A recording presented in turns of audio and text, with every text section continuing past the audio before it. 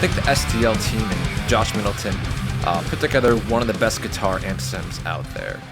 Josh sent out his gear to STL, his amps, pedals, cabs, some of his best, and what we got was a pretty faithful digital recreation of all that gear. If you're not familiar with Josh Middleton, he is the founder, lead vocalist, lead guitarist of his band Stylosis, and for a while, he was in Architects, and that's actually how I found out about him. With that introduction out of the way, let's actually get into this plugin. Before we actually get into the gear in this plugin, I want to go over just a couple of things that aren't related to the gear.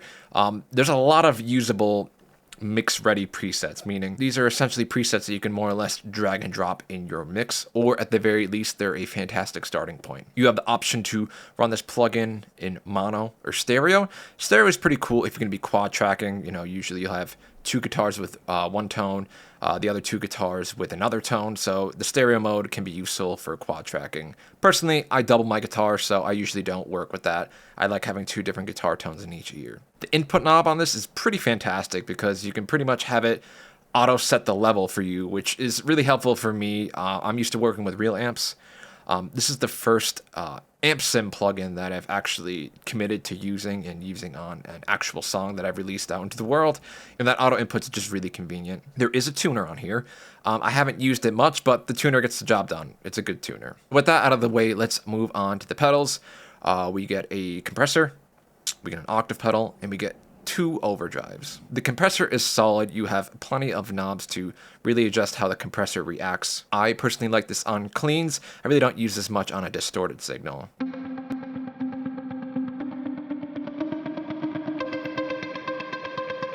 The octave pedal, it's probably one of the best that I've ever used. It's really great for single note leads or single note riffs.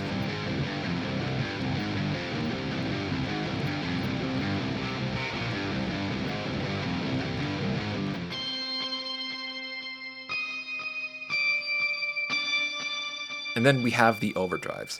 Overdrive 1 is based off the Tempest, which is a little bit more elaborate than your standard overdrive. I personally like it. I find the low pass filter to be very helpful, especially if I'm going for a tighter sound, more gentler sound, whatever you want to call it.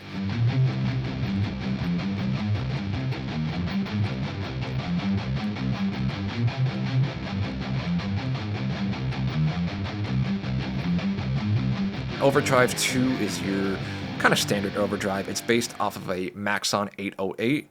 And for a lot of stuff you're going to do, the Maxon 808 is going to sound really good, especially paired with the 5150.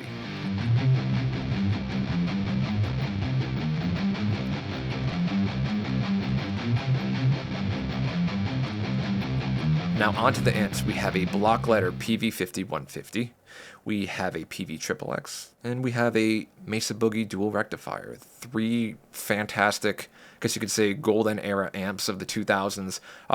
You probably recognize most of them except for the PV XXX. That's kind of a hidden gem.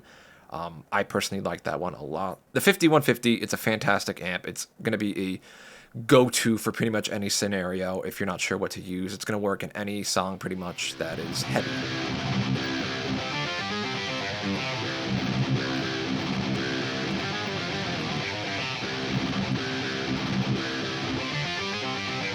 The PV XXX, kind of like I was saying, it's a lesser known amp, but you got 3 channels and you have a dampening switch, so I find this amp to be the most versatile out of the bunch.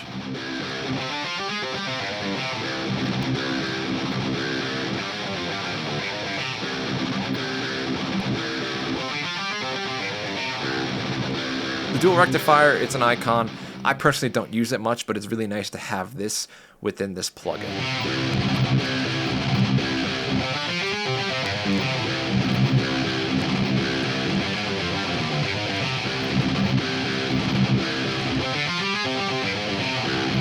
So let's talk about the cab section. We can load up 2 impulse responses simultaneously, and we can use this blend knob to blend between the two of them in a fairly standard and streamlined way.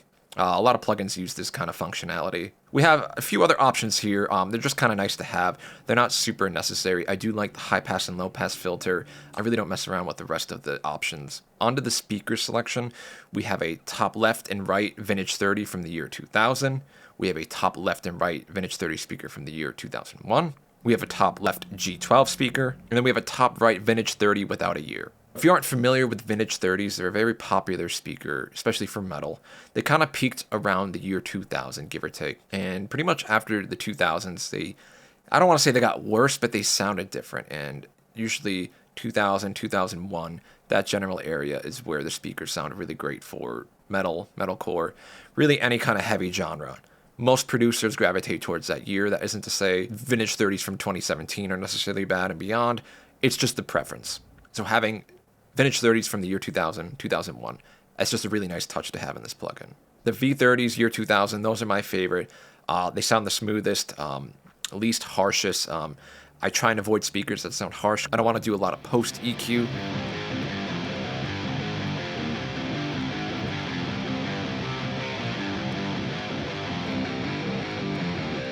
The vintage 30s from the year 2001, those sound great. I think they sound a little bit brighter than the year 2000.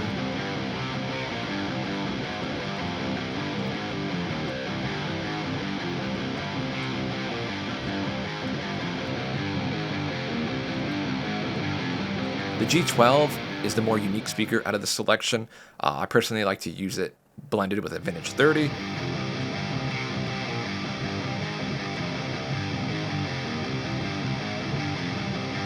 And the vintage 30 without a year, that's the brightest, but it's also the harshest speaker.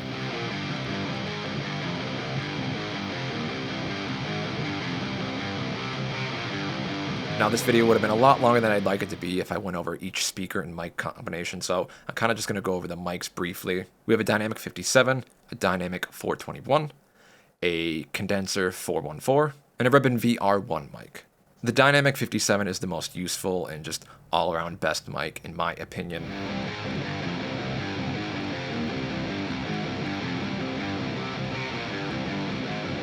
The 421 is more of a blending mic. Usually you'll have a 57 on a vintage 30 and then the 421 on another vintage 30, and you would kind of blend it to taste. Usually the 57 is going to be the more prominent one.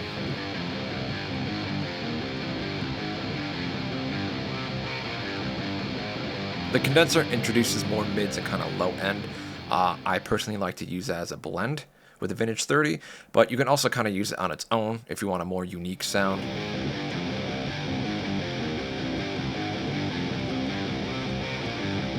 Ribbon mic I personally don't use much. It's pretty dark, it's pretty bassy, just not my cup of tea.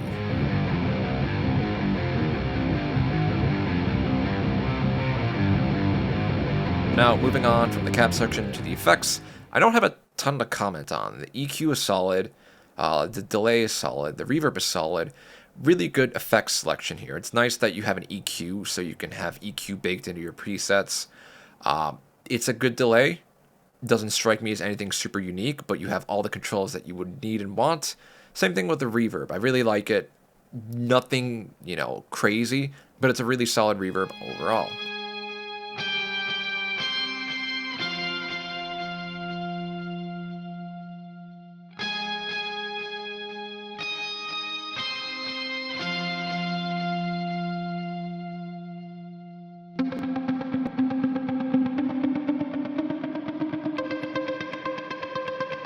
In the MIDI, I'm kind of just going to skip over. I think you could swap through presets and do other things. This is personally something I've never used.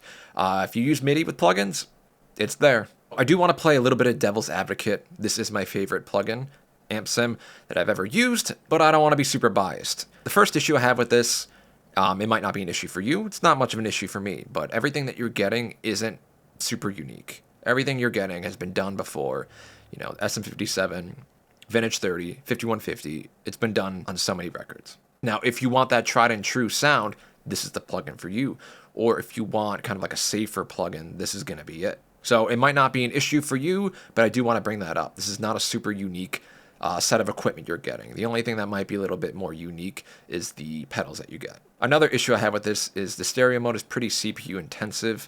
If you have dated hardware like me, I think my laptop, the model came out in 2018. Still not terrible, but the stereo mode my laptop does struggle with, especially when it comes to like really dense projects. I could run 2 instances of this plugin in mono and have 0 issues. I could run multiple instances and have no problems. Once I toggle on that stereo mode, though, for whatever reason, it just wrecks my CPU. And the last and most nitpicky thing I could think of with this plugin is the octave pedal could be a smidge better. The low octave to me sounds a bit out of tune compared to your direct signal. It's not a big deal. I think that's just how octave pedals work. It would have been nice though if the low octave sounded a little bit more in tune. But again, I'm being super nitpicky, and it still is probably the best octave pedal I've ever used. And that's a wrap for this plugin. Thank you for watching. If you actually want to hear this plugin used in the context of a mix, you can check out my latest release. I'll put it up here somewhere, and then you can actually hear how this plugin sounds in a mix.